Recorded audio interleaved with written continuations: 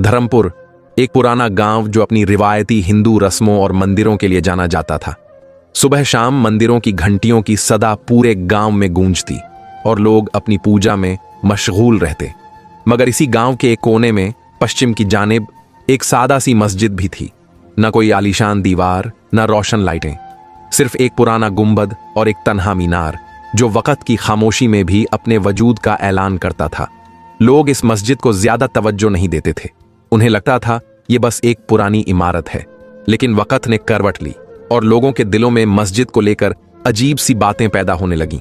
गांव के रसूखदार ब्राह्मण पंडित राघव शास्त्री को मस्जिद की मौजूदगी खटकने लगी। उन्होंने खुलेआम अपनी नाराजगी का इजहार करना शुरू कर दिया। वो कहते, ये मस्जिद हमारे ईमान के खिलाफ है, इसे मिटा देना चाहिए। उनके ये अल्फाज कुछ नौजवानों के दिल में आग बनकर उतर गए। धीरे धीरे उन्होंने मस्जिद के खिलाफ आवाजें बुलंद करनी शुरू की। नफरत भरे भाषण हुए, लाठियां उठीं और फिर एक दिन उन्होंने फैसला किया, मस्जिद को गिराया जाएगा। लेकिन जब वो लोग मस्जिद के दरवाजे पर पहुंचे, एक अजीब मंजर ने उनके कदम रोक दिए।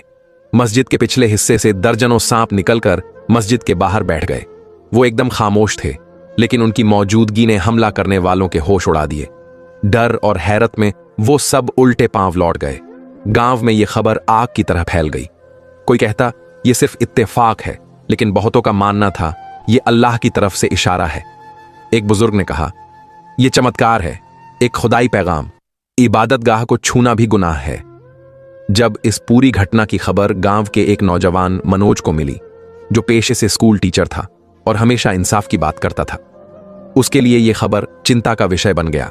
वो मस्जिद के पास गया, कुछ पल ठहरा और वहां की पुरसुकून हवा को महसूस किया। उसने देखा कि लोग चुपचाप इबादत में डूबे हुए थे। किसी से कोई शिकायत नहीं, कोई लड़ाई नहीं।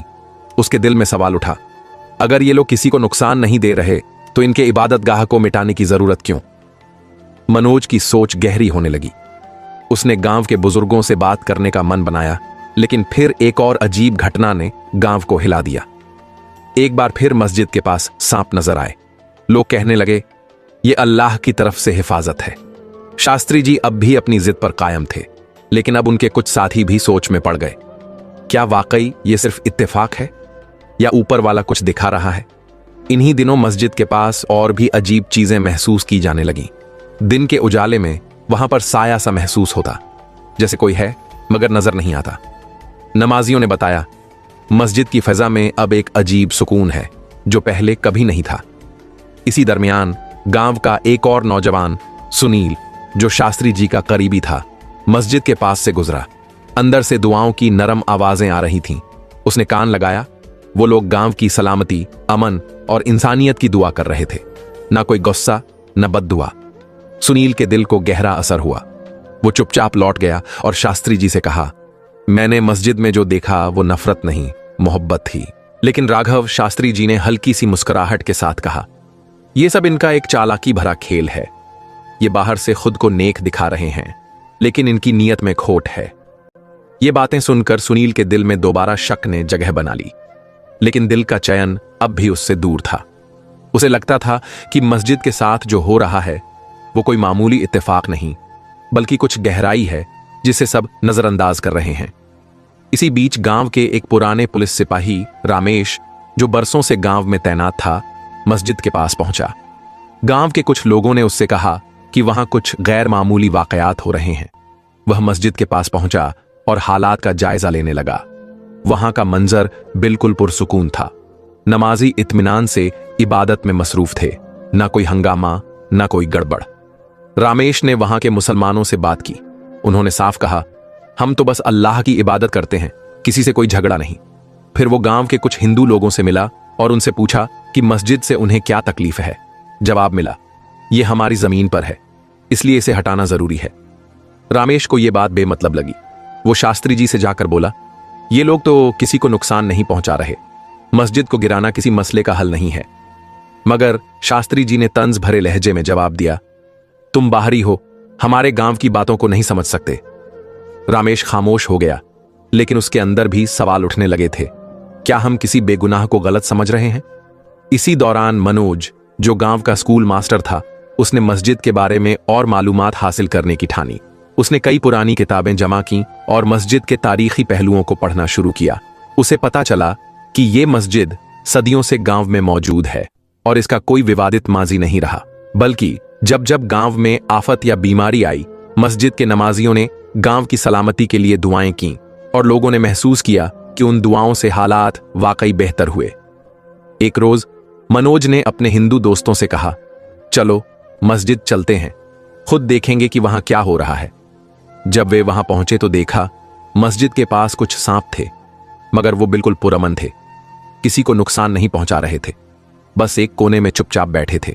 मनोज ने सबके सामने कहा, यह मस्जिद ना हमारे मंदिरों को नुकसान पहुंचा रही है, ना हमारी तहजीब को। हमें अपने रवैये पर दोबारा सोचना चाहिए। गांव के कुछ लोग मनोज की बातों पर गौर करने लगे, लेकिन राघव शास्त्री और उनके समर्थक अब भी अपनी जिद पर अड़े थे।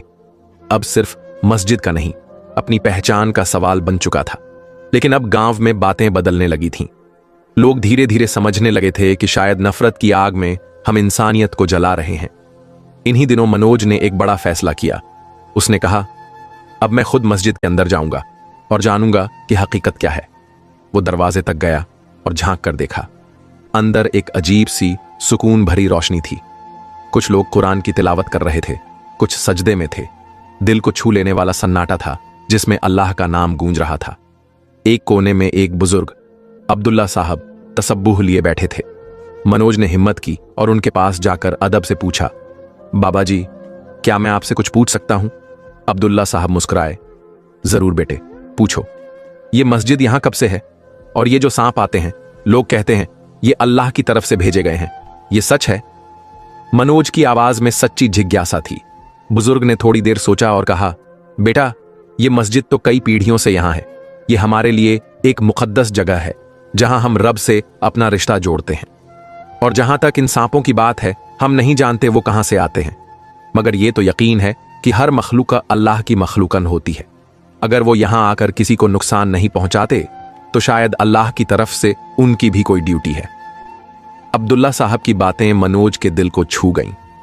उसे एहसास हुआ कि इंसान अक्सर बिना समझे फैसले करता है और बेगुनाहों को गलत ठहरा देता है। वो वापस लौटा और गांव के लोगों से कहा, मस्जिद के लोग किसी के खिलाफ नहीं हैं, वो तो हमारे लिए भी दुआएं करते हैं। वो तो बस इबादत में मशगूल हैं और पूरे गांव की सलामती के लिए दिल से दुआ करते हैं। हमें अपने रवैये पर गौर करना होगा, क्या वाकई हमारा बर्ताव उनके साथ इंसाफ पर मबनी है या नहीं। लेकिन राघव शास्त्री अब भी अपने इरादों पर कायम थे। उन्होंने गांव के नौजवानों को जमा किया और पुरजोर लहजे में कहा, इस मस्जिद का खात्मा लाजमी है। ये हमारी सरजमीन पर एक बेगानी इमारत है जो हमारे रस्मो रिवाज से मेल नहीं खाती। अगर आज हम खामोश रहे तो कल हमारी पहचान मिट जाएगी। इन अल्फाज ने कुछ नौजवानों के दिलों में आग भर दी और उन्होंने एक नई मुहिम की बुनियाद रखी, मस्जिद के खिलाफ। मगर इस बार हालात बदले हुए थे। मनोज और सुनील जैसे हक पसंद लोग सामने आ खड़े हुए। मनोज ने बुलंद आवाज में कहा, हमारी तहजीब हमें तालीम देती है कि हर मजहब को इज्जत दी जाए। अगर ये मस्जिद किसी को नुकसान नहीं पहुंचा रही तो हमारे पास उसे मिटाने का कोई हक नहीं। गांव अब दो हिस्सों में तकसीम हो चुका था। एक तरफ वो लोग जो राघव शास्त्री के साथ थे और दूसरी तरफ वो जो मस्जिद को रहने देने के हामी थे। हालांकि टकराव की फिजा बन रही थी, लेकिन मस्जिद पर कोई सीधा हमला नहीं हुआ। हर बार जब कोई बुरा इरादा करीब आता, कुदरत जैसे कोई रुकावट खड़ी कर देती। कभी रहस्यमय सांप रास्ता रोक लेते, तो कभी रात के सन्नाटे में कोई अजीब और गरीब आवाजें गूंजने लगती। ये वाकयात गांव वालों के दिलों में खौफ भरने लगे। इसी दरमियान एक दिलचस्प मोड़ आया। गांव के बुजुर्ग जयप्रकाश, जो हमेशा हिंदू परंपराओं के सख्त पाबंद रहे थे, उन्होंने ऐलान किया, मैं मस्जिद जाऊंगा, वहां के लोगों से मिलूंगा। मुझे जानना है कि ये लोग कौन हैं और इनकी इबादत का मकसद क्या है। वो मस्जिद पहुंचे और अब्दुल्ला से मुलाकात की। मैं सिर्फ जानना चाहता हूं कि आप किसकी इबादत करते हैं और आपका मजहब क्या सिखाता है, जयप्रकाश ने पूछा। अब्दुल्ला ने बड़ी नर्म खुलूस से तफसील से इस्लाम की बुनियादी तालीमात समझाई, मोहब्बत, रहम, इंसाफ और तमाम इंसानियत की भलाई का पैगाम। जयप्रकाश की आंखें भर आईं। उन्होंने महसूस किया कि जिससे वो हमेशा खौफ खाते रहे, असल में वो तो अमन और सुकून का पैगाम था। वापसी पर उन्होंने पूरे गांव को बताया, मैं गलत था। ये लोग हमारे दुश्मन नहीं बल्कि मोहब्बत का चिराग है। हमें इनके साथ मिलकर रहना चाहिए, न कि इनसे लड़ना। उनकी बातों ने गांव के कई दिलों को पिघला दिया, मगर यह सिर्फ एक आगाज था। गांव में उठती नफरत की लहर अब एक अहम मोड़ पर थी। राघव शास्त्री की क़यादत में मस्जिद के खिलाफ झर घुलता जा रहा था, लेकिन हर बार जब कोई फसाद नजदीक आता, कोई रहस्यमयी वाकया उसे रोक लेता। इस दरमियान मनोज और सुनील ने मस्जिद और वहां के नमाजियों को और करीब से जानने का इरादा किया। उन्होंने बार बार अब्दुल्ला से मुलाकात की। अब्दुल्ला ने मोहब्बत और सादगी से उन्हें कुरान की तालीमात, नमाज की अहमियत और इस्लाम के पैगाम ए अमन से रूबरू कराया। मनोज और सुनील, जो पहले इन सबको एक खतरे की तरह देखते थे, अब हकीकत को पहचानने लगे। उन्हें इन लोगों के दिलों में बस मोहब्बत और सुकून मिला। एक शाम मनोज ने अब्दुल्ला से पूछा, ये सांप आखिर कहां से आते हैं और हर बार हमें क्यों रोकते हैं? अब्दुल्ला मुस्कुराए और बोले, बेटा, हमें नहीं मालूम वो कहां से आते हैं, मगर यकीन है कि हर मखलूक अल्लाह की मखलूक है। अगर वो हमें कोई नुकसान नहीं पहुंचाते तो शायद वो भी अल्लाह के हुक्म से ही यहां आते हैं। ये सुनकर मनोज के दिल में एक अजीब सी कशिश जागी। अब उसे राघव शास्त्री की नीयत पर शक होने लगा था। इसी दौरान गांव के कुछ और लोग मस्जिद को लेकर अपने दिलों की रोशनी जाहिर करने लगे। कुछ बुजुर्ग, जिन्होंने बरसों पहले मस्जिद की तामीर को अपनी आंखों से देखा था, उन्होंने बताया, ये जगह तो हमेशा से पाक साफ रही है। यहां लोग अमन, मोहब्बत और दुआओं की तलाश में आया करते थे। उनके लफ्जों ने गांव के कुछ नौजवानों के दिलों को पिघला दिया, मगर उधर राघव शास्त्री और उनके हमराह अब भी अपने झर भरे इरादों पर कायम थे। एक रोज उन्होंने ऐलान किया, अब वक्त आ गया है एक बड़ा कदम उठाने का। गांव वालों को एक बैठक में बुलाया गया। वहां शास्त्री जी ने कहा, यह मस्जिद हमारे गांव के लिए एक खतरा है। अगर अब भी हमने इसे ना रोका तो यह हमारे रस्म और रिवाज और आने वाली नस्लों को मिटा देगी। मगर इस बार मनोज खामोश नहीं रहा। वो उठ खड़ा हुआ। राघव शास्त्री जी, क्या हमने कभी उन लोगों से बात करने की कोशिश की?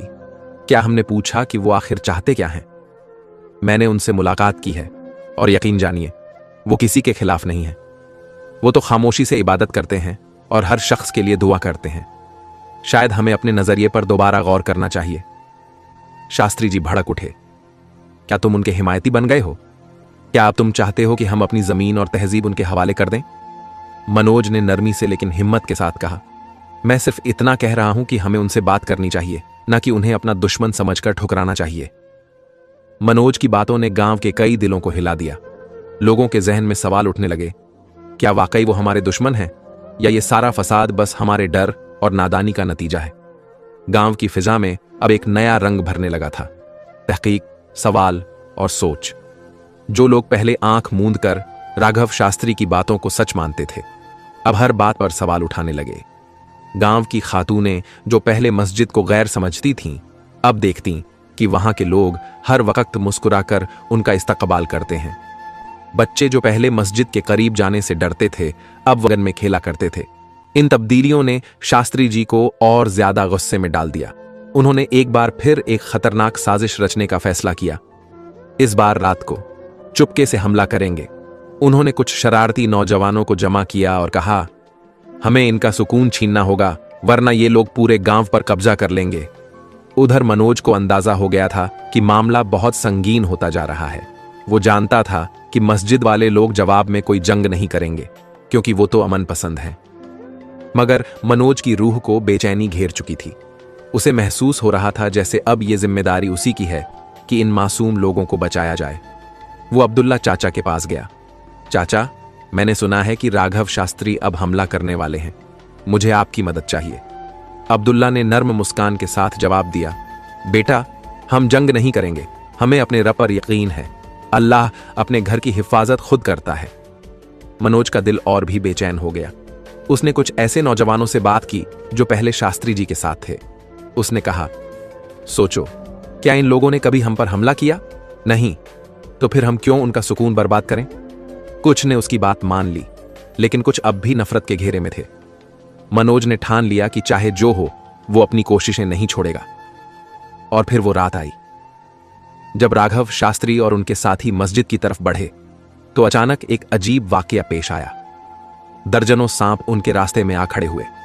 वो वही सांप थे जो पहले सिर्फ नमाज के वक्त दिखते थे, मगर अब जैसे मस्जिद की हिफाजत के लिए वक्त से पहले ही हाजिर हो गए थे। हमलावर सहम गए। किसी ने कहा, ये कैसे हो सकता है? ये सांप तो हर बार किसी वजह से आते हैं। राघव शास्त्री की आंखों में डर की परछाइयां उतर आईं।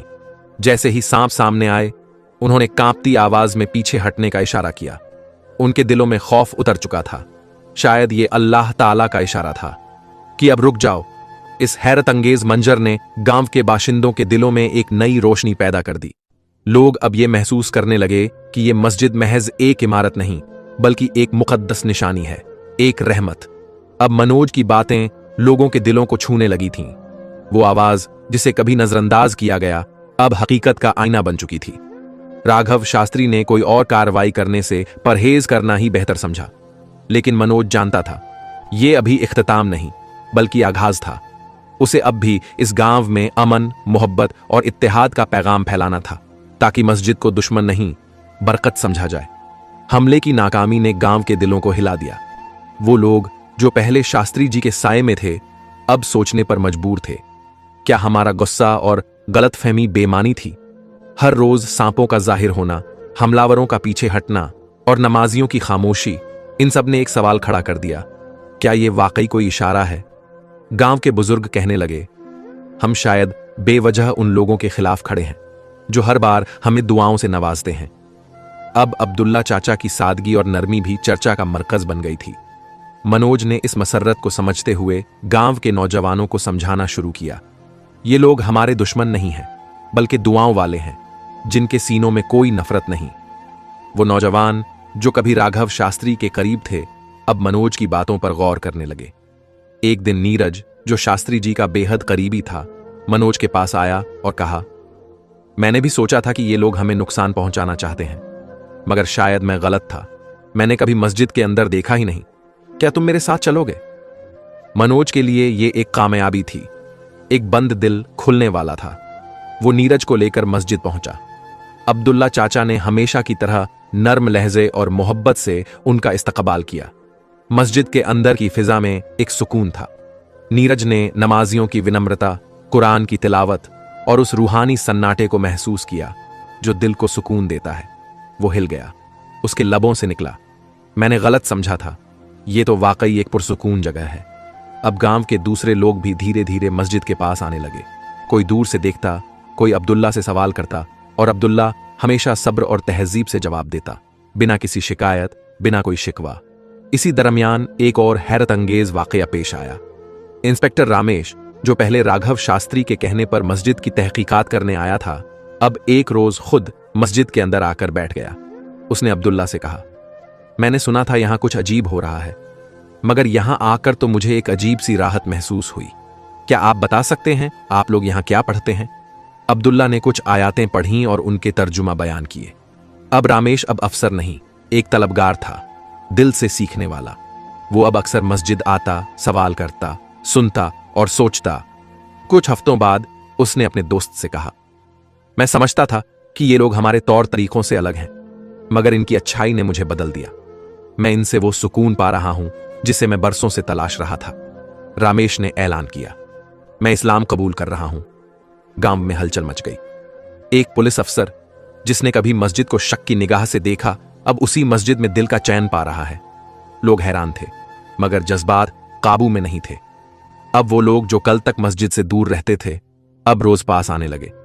कुछ आंखों से देख रहे थे, कुछ दिल से महसूस कर रहे थे। अब भी कुछ लोग शास्त्री जी के असर में थे, मगर हर रोज एक नया चेहरा बदलता, एक नया दिल रोशन होता। ये तब्दीली धीरे धीरे मगर यकीनी थी। मस्जिद के खिलाफ उठने वाली आवाजें अब धीमी पड़ने लगी थीं। अब गांव के ज्यादातर लोग अब्दुल्ला के पास आते, सवाल करते और जवाब में सुकून पाते। उधर राघव शास्त्री जी, जिनका दिल अंदर से बेचैन था, अब गांव के बदलते मिजाज को देखकर परेशान रहने लगे। उन्होंने एक बार फिर अपनी पुरानी साजिशों की गर्द झाँधनी चाही। एक रात चुपचाप चंद लोगों को जमा किया और मस्जिद के खिलाफ कोई बड़ी कार्रवाई करने का इरादा जताया। मगर इस बार कुछ नौजवान जो कभी उनके हमराह थे, अब उन्हें रोकने लगे। शास्त्री जी, उनमें से एक ने कहा, हमें इन मुसलमानों से कोई खातरा नहीं है। ये लोग तो हर शख्स के लिए दुआ करते हैं, नुकसान देने वाले नहीं। इन लफ्जों ने शास्त्री जी के सीने में आग लगा दी। अब गांव के लोग महसूस करने लगे कि मस्जिद के नमाजी उनके दुश्मन नहीं, बल्कि रोशनी और सुकून का जरिया है। फिर एक शाम जब राघव शास्त्री जी मस्जिद के करीब पहुंचे, वही रहस्यमयी सांप फिर जाहिर हो गए। उनके साथी घबराकर पीछे हट गए। ये क्या है? हर बार यही मंजर क्यों? उनके लफ्जों में अब उलझन थी। मनोज और अब्दुल्ला ने मिलकर गांव के चौपाल में एक बड़ी सभा रखी। वहां अब्दुल्ला ने इस्लाम की बुनियादी बातें बड़ी नरमी और इल्म के साथ लोगों के सामने रखी। इस्लाम तशद्दुद नहीं, बल्कि अमन का पैगाम देता है। मस्जिद किसी के खिलाफ नहीं, बल्कि हर शख्स की सलामती और खैर की दुआओं का मरकज है। उस सभा में इंस्पेक्टर मनीष भी मौजूद थे। उन्होंने खड़े होकर कहा, मैं भी पहले इन लोगों को गलत समझता था, मगर जब मस्जिद आया तो मेरी सोच बदल गई। यहां मुझे वो सुकून मिला जिसकी तलाश मुझे बरसों से थी। अब मैं भी यही चाहता हूं कि हमारा गांव अमन का गहवारा बने। उस रात के बाद गांव में धीरे धीरे तब्दीली आने लगी। उधर मनोज और नीरज ने गांव के नौजवानों को जमा किया। नीरज ने कहा, हम सब एक ही गांव की मिट्टी से हैं। अगर हम आपस में मोहब्बत नहीं करेंगे तो कौन करेगा? मस्जिद दुश्मन नहीं, अमन का चराग है। मस्जिद का माहौल अब पूरी तरह से रूहानी और मोहब्बत भरा हो चुका था। अब्दुल्लाह साहब ने मस्जिद में एक छोटा सा कुतुबखाना, पुस्तकालय भी कायम किया था, जहां बच्चे न सिर्फ कुरान पाक पढ़ते बल्कि दीगर मुफीद किताबों से भी इल्म हासिल करते। गांव के बाशिंदे भी वहां आकर किताबें पढ़ते, सोच में बुलंदी लाते और अपने जहन को रोशन करते। एक दिन गांव के बुजुर्ग, जिन्हें सब दादा जान कहते थे, मस्जिद तशरीफ लाए और अब्दुल्लाह से कहा, बेटा, मैंने जिंदगी में बहुत कुछ देखा है, मगर दिल की गहराइयों से कह सकता हूं कि ये गांव अब बहुत बेहतर हो चला है। ये सब तुम्हारी खुलूस नीयत और मेहनत का नतीजा है। अब्दुल्लाह मुस्कुराते हुए बोले, दादा जान, ये सब रहमत ए इलाही है। मैंने तो बस नियत की, मंजिल तक तो रब्बे करीम ने पहुंचाया। वही राघव शास्त्री जो पहले मस्जिद के खिलाफ झर उगलते थे, अब अक्सर वहां तशरीफा लाने लगे थे। एक रोज उन्होंने अब्दुल्ला से कहा, आपने मेरी सोच को गलत साबित कर दिया। मैं समझता था कि आप लोग हमारे दुश्मन हैं, मगर असल में आप तो हमारे खैर ख्वाह निकले। अब्दुल्लाह ने नरमी से जवाब दिया, हम सब एक ही खालिक व मालिक के बंदे हैं। मोहब्बत, हमदर्दी और भाईचारे से रहना ही इंसानियत है। शास्त्री जी की आंखों से आंसू बह निकले। उन्होंने वादा किया कि अब वो अपने तमाम साथियों को समझाएंगे कि मस्जिद नफरत की जगह नहीं, बल्कि दुआओं और अमन की पनाहगाह है। ये तब्दीली गांव से बाहर भी फैलने लगी। लोग मिसाल देने लगे, अगर इस गांव में नफरत मिट सकती है तो हर जगह मिट सकती है। मनोज और अब्दुल्ला की कोशिशों ने एक तहरीक को जन्म दे दिया था, जो गांव की सरहदों को लांघकर पूरे इलाके में फैल रही थी। एक दिन स्कूल के मुख्य अध्यापक ने अब्दुल्ला से गुजारिश की कि वो स्कूल आकर बच्चों को अखलाकियात, इंसानी बराबरी और इबादत की अहमियत पर बयान दें। अब्दुल्ला ने यह दावत कबूल की और जब उन्होंने बच्चों से बात की तो उनके अल्फाज दिलों पर असर कर गए।